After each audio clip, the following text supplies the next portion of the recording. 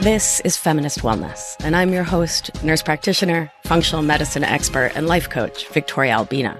I'll show you how to get unstuck, drop the anxiety, perfectionism, and codependency so you can live from your beautiful heart. Welcome, my love. Let's get started. Hello, my love. I hope this finds you doing so well. I have a delight for you this week. My sweet and wonderful new friend Lily is here. She is an amazing woman and has a new book coming out, and I'm going to let her introduce herself. Hello, Lily. Hi. I'm so happy you're here. So happy to be here. When I met you through Cara, I was so excited because I had been following you on the internet for a very long time. So I'm very excited that we're new friends. So hello, all y'all listening. I'm Lily, and I'm an intersectional feminist dating coach. I am the founder and CEO of Date Brazen, which is a company that helps badass feminist humans build joyful as hell dating lives that make the right relationships inevitable. And I have a book coming out called Thank You More Please, A Feminist Guide to Breaking Dumb Dating Rules and Finding Love Through Hachette and Legacy Lit. And I have the Date Brazen podcast, and I'm so excited to talk about all of the things today. I love it. I'm so happy you're here. I have to start by asking about matchmaking. How did you become a matchmaker? We don't have to stay there very long, but how did that happen? Well, because you know, and the listeners may not know, before I was a dating coach, I was a professional matchmaker. So when I moved to New York, because I wanted to live in New York, I mean, it was like I was in the feminist nonprofit advocacy space, and then I burnt the fuck out quickly. Of course, it just makes sense. Burnt out of that nonprofit life, moved to New York because I wanted to pursue musical theater at the time, which, you know, was a joyful pursuit and also incredibly difficult. I had like 50 side hustles. I was a nanny and a preschool teacher, and I made balloon hats at Senor Frogs in Times Square. Oh, wow. That's amazing. Can you sing me a line from Joseph? Not mine. What can I sing you a line what from? Can you just immediately go? Now I'm so nervous. Oh my God. I'm so nervous. No. I mean, like, waving through a window. Like, I don't know. Like, my favorite musical, I can't even think of it, MB. I'm like on the spot. I'll think of it. And halfway through this interview, I'll start singing. I can't tell you how much I look forward to that. So I'm a Joseph girl through and through. So you sing a line from Joseph. Oh my gosh. Okay. I played the Pharaoh at all girls camp, Camp Kenya in Colchester, Vermont, when I was like maybe 14, and I cut all my hair off for it, which was so exciting and so amazing. And I'd wanted to do it for years, but didn't have like an excuse. And I was like, I'm the Pharaoh. I have to cut all, like give myself a crew cut in the like bunkhouse bathroom, right? Oh, just, like, what a romantic thing, I feel. Yeah. I'm sure I like took lefty scissors from the arts and crafts room and just like chopped at it. It looked terrible because, you know, a 14-year-old did it herself, but I was just thrilled.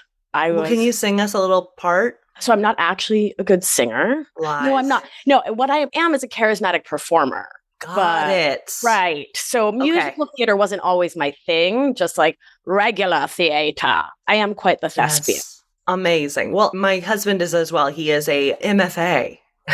Actor. An actor. And I'm over here like, I'm really glad I didn't pursue this as a life path because I do not love it as much as you have to love it anyway, because it's a tough life trying to audition at 4 a.m. in the lines for the Shrek non-equity call. Right. You know, and people get in a fist fight because somebody jumped the line. I mean, it happened and it was wild. So anyway, while all this was happening, I needed another job.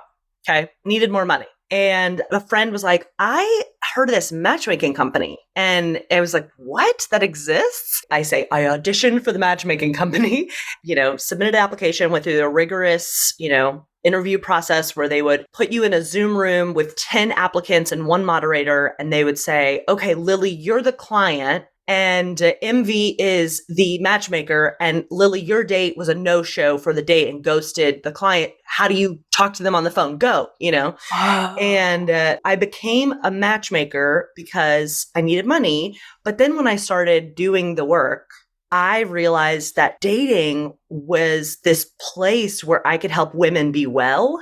Wow. That dating wasn't actually frivolous. Like, it wasn't something that didn't matter, and I grew up in the deep South. I saw how much a woman's worth was tied to her relationship status, like a cisgender man. You know what I'm saying? Sure. So I grew up sort of like as a young feminist bucking against that norm and feeling like, swinging to like, we don't need partnership to be whole. We don't need to center men in this. Both and dating, I was like, oh, dating actually is really important to our well-being if that's something that you desire. I became the third most successful matchmaker out of 160 at that national firm. Brag. Oh my goodness. Love the brag. While I was doing that, my love life was a dumpster fire. So yeah, I really believed that I was too much. I mean, my mom, bless her, told me that I was too much at age 12, that I would have a, quote, hard time finding a husband because my personality was too much of a strong spice, quote unquote. Which is, a life sentence of like loneliness in my mind as a 12-year-old in the deep South, right? So I entered adulthood feeling like eternally behind, hadn't had sex yet, felt like I was an outcast. I had this whole identity of you're too much, right?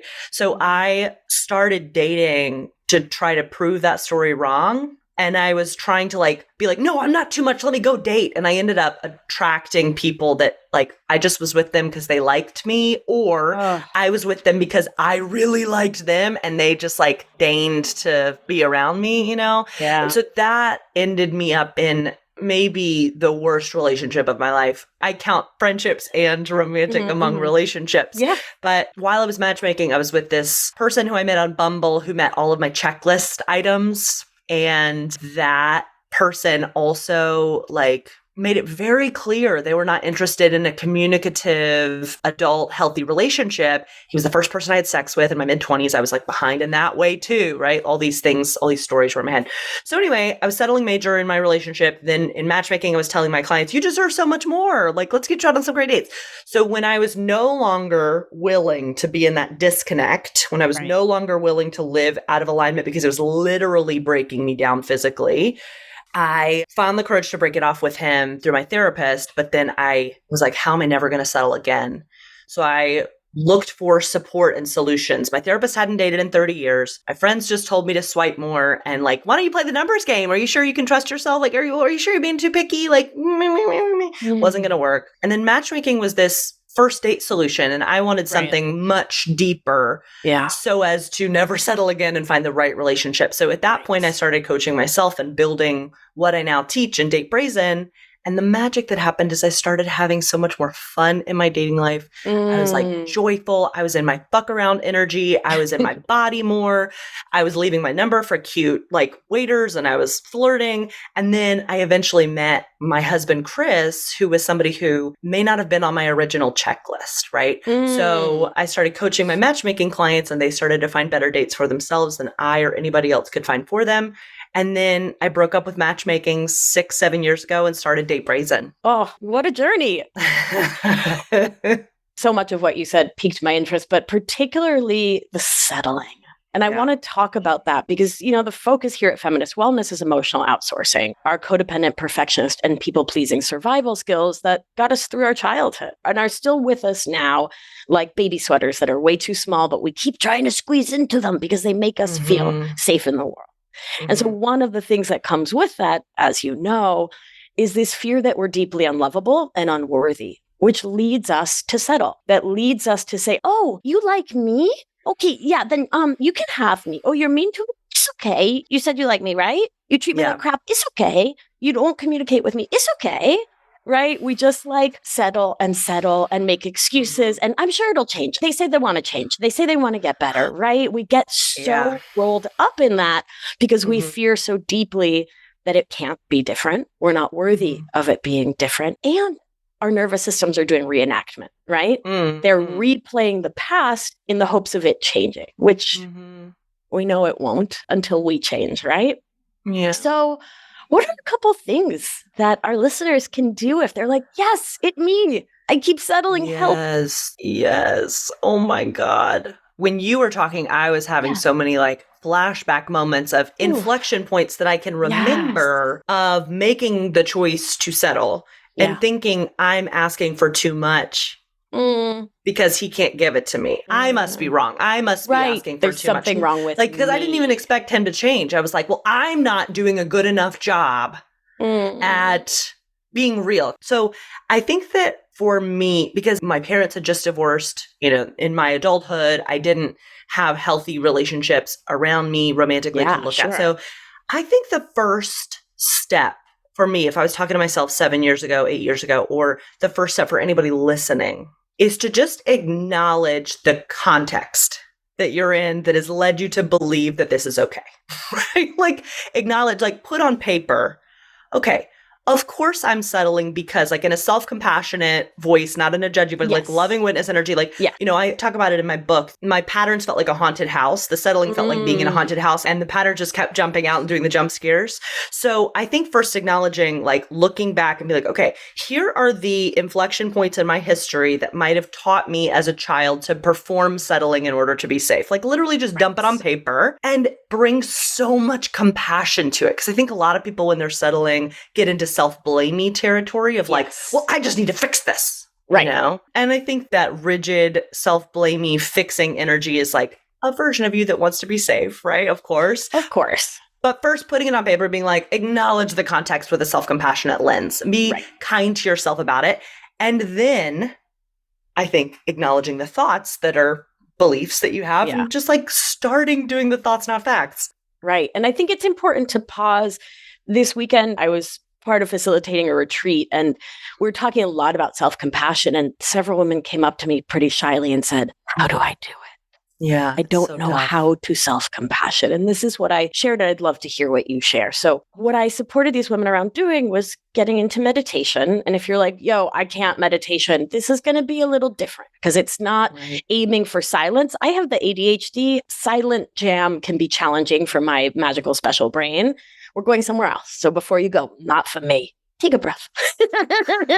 So the invitation is to get into a comfy, cozy physical space. So your physical animal can feel soft and gentle. If that means the back of your closet, and I'm not kidding, like I'm being for real. Like sometimes when I'm feeling very tender, I need small spaces and like cozies, like a heavy comforter and a lot of pillows in the corner of the closet. That was like my special place as a kiddo. So good, right? Or under all the covers in your bed, or in the shower, or in the bath, or in your car. Like, my darling, it doesn't matter. But find a cozy physical place where your animal can relax. Orient your nervous system, which means looking around and reminding your nervous system, I'm an adult.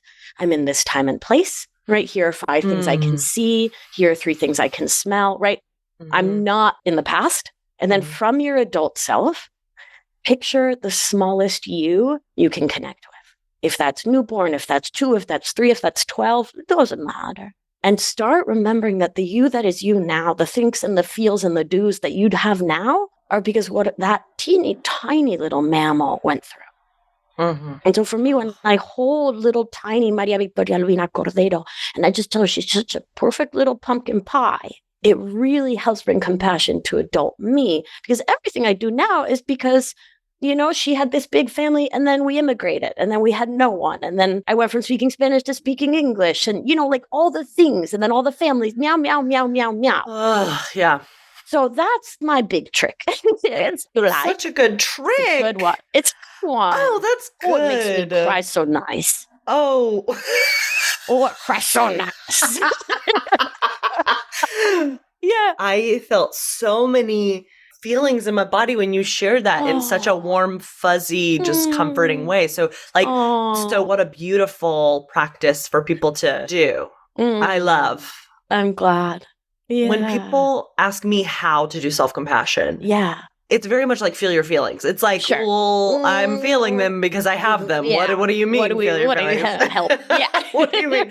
So I like to go back to first validating the shit out of, wow, I love your practice and everybody needs to do it today. Okay. Number 1. Number 2, I work with a lot of people who would self-describe as high achieving. And so the idea of self-compassion a lot of times brings up resistance because there's the narrative of if I slow down, to them, self-compassion is like slowing down too much or like going so soft on yourself that you're self-indulging. Like that's something bad, you know? So first I like to level set with a 2014 study out of Stanford showed that self-compassion— Nerd alert! Self-compassion is a proven practice that reduces stress and increases resiliency. Yes. So if we're talking about you want to create these incredible things in your life, but you don't want to slow down, actually scientifically, you got to do self-compassion if you want to reduce your stress, reduce your cortisol, and increase resiliency. Side note, I cite that in my book too. It's in chapter 2 or 3. Look at us nerding out so hard. Nerdy nerd. Okay, go on, nerd. No, it's evidence-based. Well, I like to go into Dr. Kristen Neff's 3 pillars of self-compassion to make it really concrete for people. So if people don't know the 3 pillars of self-compassion as defined by Dr. Kristen Neff, who's a self-compassion expert and the author of the book Self-Compassion and Fierce Self-Compassion. Number 1, kindness over judgment, right? So like very simple, just like if you hear a judgmental thought in your brain, how can you be a little bit kinder to yourself? I imagine like sitting next to myself or sitting next to a friend on a park bench and looking at them and being like, oof, that's really hard. I'm here for you. Instead of trying to rush to fix, instead of trying to rush, like just imagine you're sitting at the park bench. There's nowhere else to be but right here. And you turn towards her and you're like, ooh, that's really hard. I like to use the phrase, of course I'm struggling. It makes total sense. Instead of being like, I should be over this by now. No, of course I'm struggling. Yeah. Number 2 is mindfulness over identification. So as your listeners know, as you know, as I know, like over identification is like, I'm having the thought I'm wrong for feeling this way, or I'm having the thought I'm whatever. So just like being mindful of the thought. To me, I like to say like mindfulness doesn't have to be a 5-minute silent meditation. Mindfulness can just be a literal like, whoop, there it is. There's a thought in my brain. That can you just say, ooh, there it is.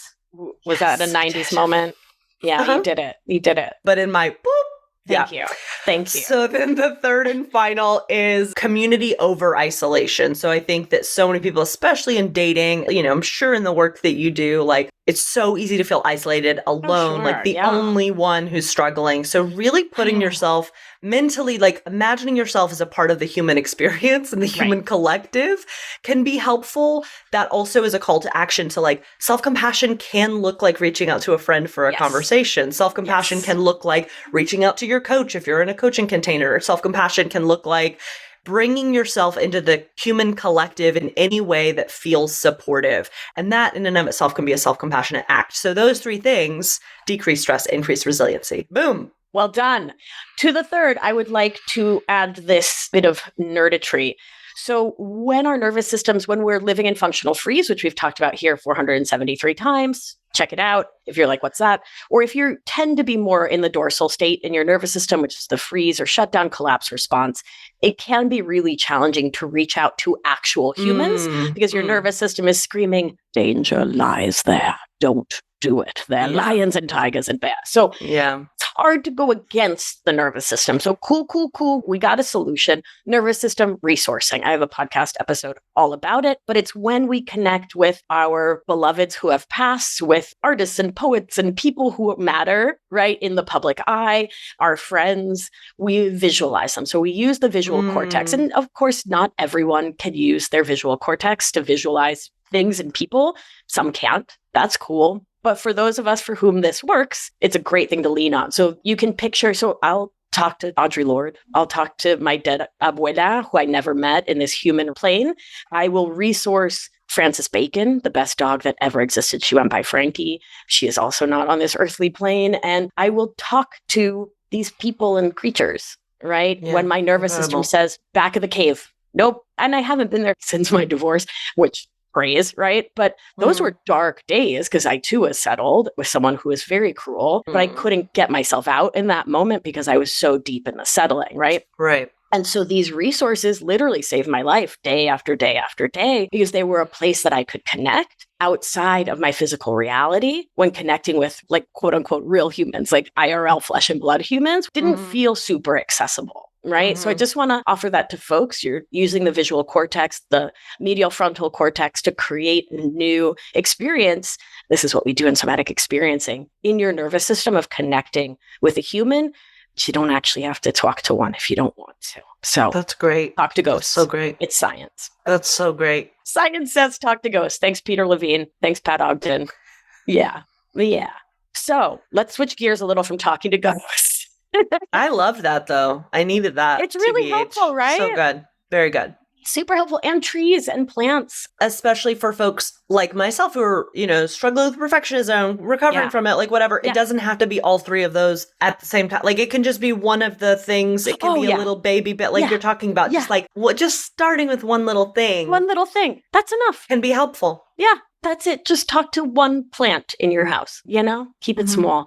This is very cute. I talk about kitten steps because I say that baby steps are way too big. And a listener recently shared that kitten steps are way too fast for him, that it freaks him out to think about moving at the speed. So I was just thinking about the size of the step. And he was like, the speed of kitten, way too fast. So he does newborn turtle steps. Oh, Is that just the sweetest, cutest, most adorable thing? Very newborn good. Turtle. I love it. So sweet. Lily, I want to hear about your book. I know that your biggest bits of magic is helping people to drop BS dating rules, right? That don't actually support us in having a joyful and successful love life. So what are some of those rules? You're a feminist dating coach, which is such a beautiful thing. So what would you tell the good people listening? I think that one of my favorite parts about my book, there are many favorite parts about my book. I love her so much. Is she your primary partner now? She's my primary partner. She's my emergency contact. She's my... No, I'm very proud of this creative act that I've finished, which is also finishing something is also really nerve-wracking because then it's like, I can't update it. It's such an interesting being that lives and, no longer going to be only mine very soon. So anyway, dumb dating rules. I think the first, 2 chapters of my book, I'm unpacking how the patriarchy and intersectional oppressive forces like white supremacy and capitalism and ableism, homophobia, transphobia impact how we find love, right? I love that the NYPD just started making noise as soon as you said all of the systems of oppression. I just heard siren. Yep. Okay, makes sense. Makes sense. We need to be reminded of the...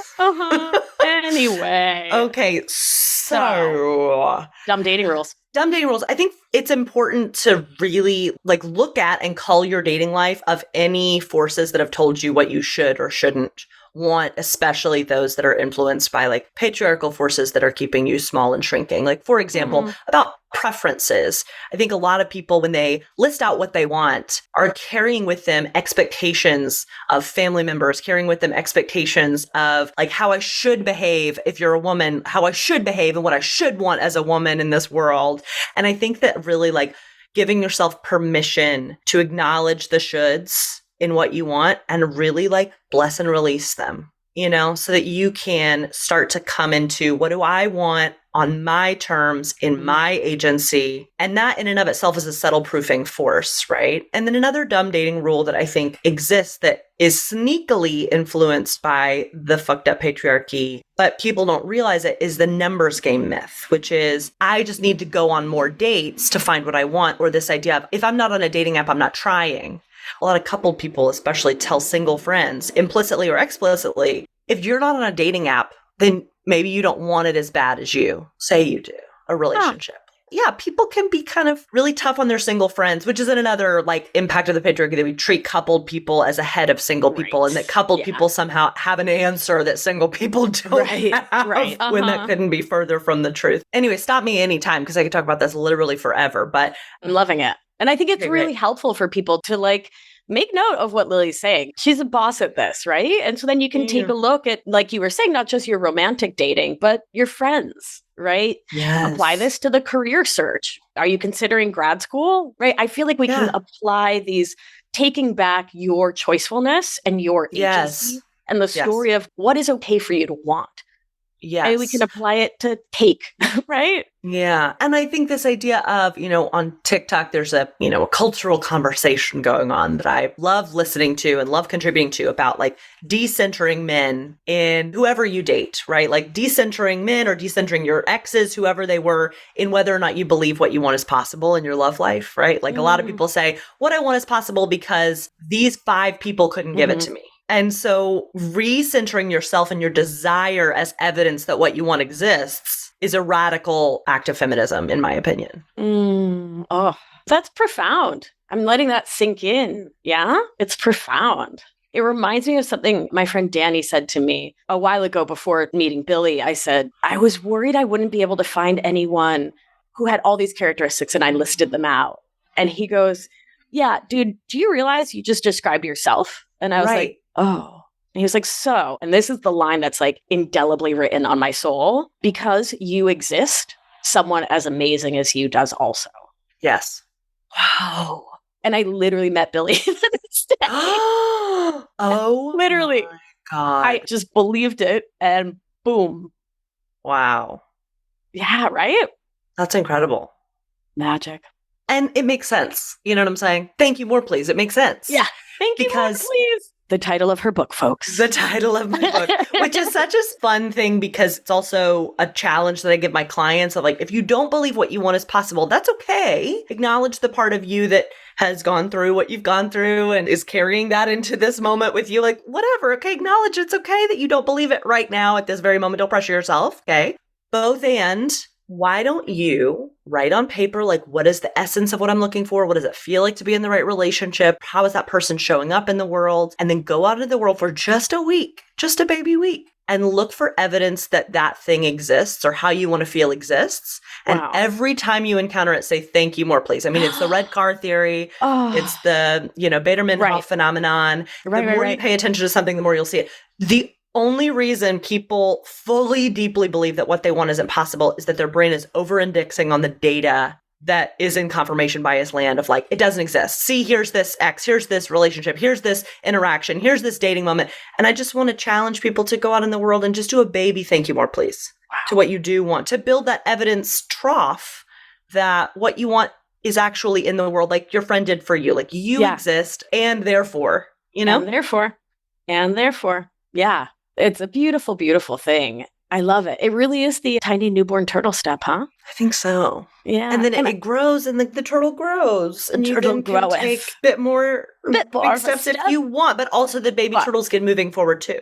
Yeah, it's true at its own perfect little pace. And I think folks who are already in relationship, because a lot of the folks who are working on their emotional outsourcing with me here on Feminist Wellness and in Anchored and in my programs are already in relationships where there's love and struggle together, right? Where there's love and codependent behavior together, where there's codependent thinking on one side or both that's leading to miscommunications, to a lot of pain, struggle. And I think it's so beautiful to invite those folks as well to say, I can apply this. I can look for the good. And of course, we always caveat, this does not apply in abusive situations. Get the F out. Be gone from there, my angel. You deserve better. But otherwise, right? Like, how can you see the good? I know you and I talked about this at that Hanukkah party, right? That regardless of what Billy does, it's a thing we do is we've just decided we will always see the positive.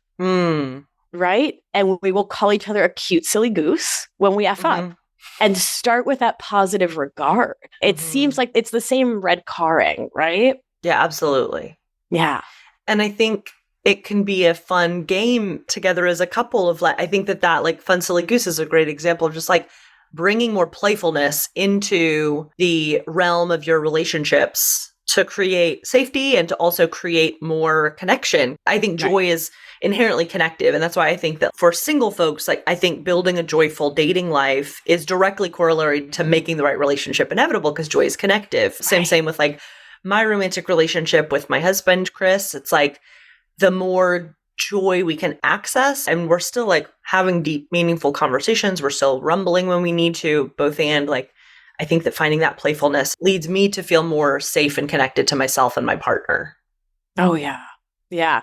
This is sort of mildly tangential, but I'm just thinking about how often back in the day, I would really notice the absence of something that mattered to me. And I'm thinking fun and play here while dating, but would just sort of brush that off. Tell me why you think. Yeah. For me, it was the settling part and was the deep belief, misguided deep belief from my childhood that I was a bother and a burden and I was too much.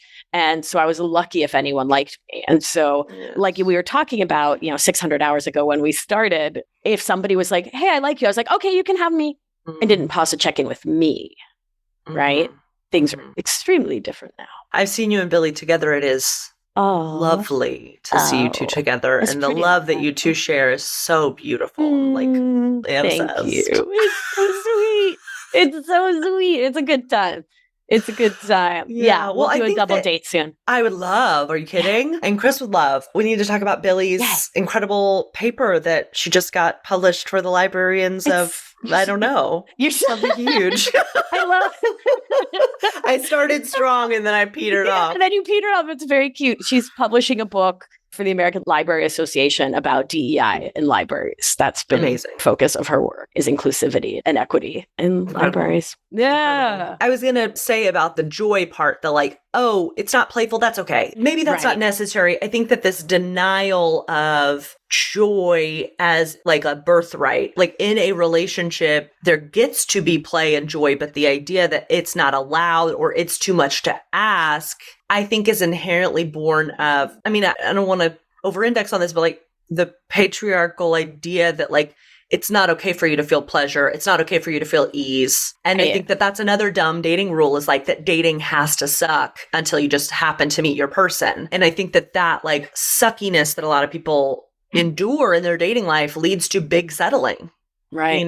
Unfortunately, because you're small settling for a sucky dating life. And then for folks who are in relationships, I think in my relationship with Chris, as it continues through the years, we've been together about 6 years, I want to keep taking inventory of how do I want to feel in this relationship? I still want to keep checking in and keep having those discussions and evolutions with him because I think it leads to more connectivity and joy. What I'm sort of distilling out of the last couple of things we've been talking about is the importance of knowing yourself and trusting yourself. Yeah. So that whether you're on a first date or you're married 6 years, you know you and you know what matters to you and what actually brings you joy. And not more important than joy, but in a parallel vitality for me is enrichment and fulfillment. Right. And they're an inside game, right, is being fulfilled and others enrich our lives. But the point is enrichment and fulfillment, right? Yeah. Really understanding what that looks like for you, given who you are in the world, right? And how you look at the world, your astrological big three, your human design. I don't care. Whatever the methodology is through which you best understand yourself and who you are in the world. Are you prioritizing that in your dating life, in your romantic relationship, your friendships, your career, and your time alone with yourself, right? Or are you doom scrolling to buffer against the fact that none of that is present?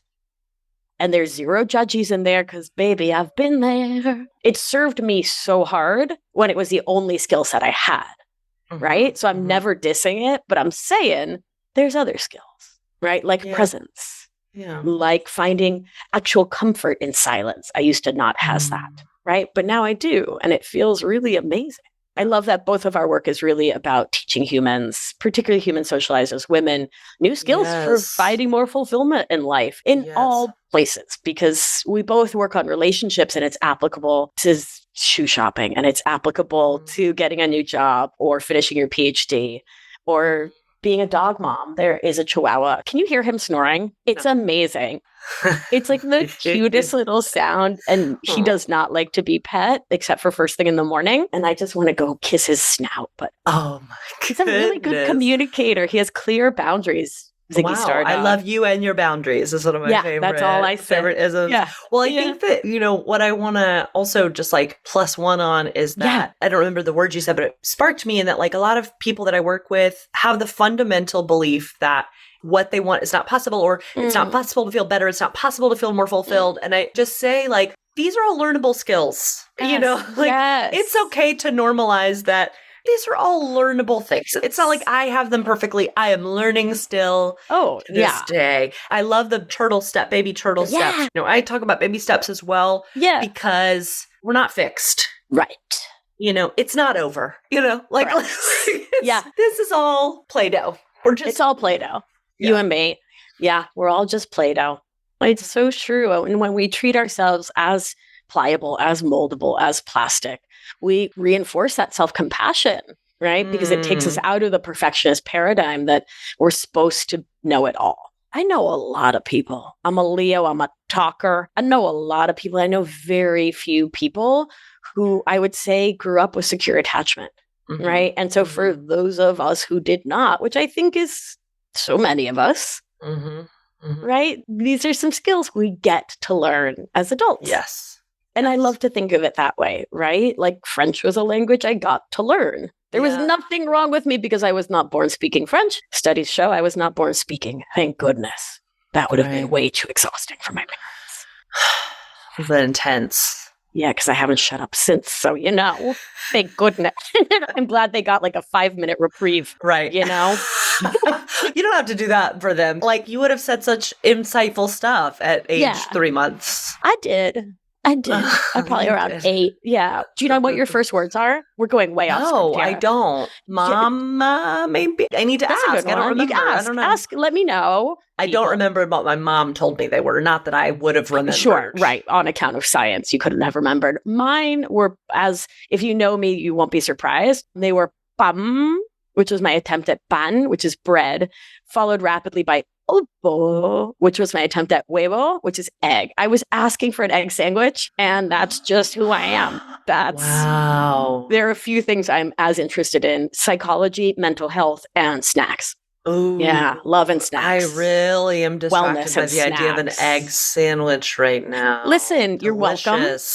Thank you. It is almost lunchtime, which means that it is 11sies. That is one of my top 27 favorite meals of the day. So I say you get it. You're in New York. What are you doing if you're not eating an egg and cheese right now?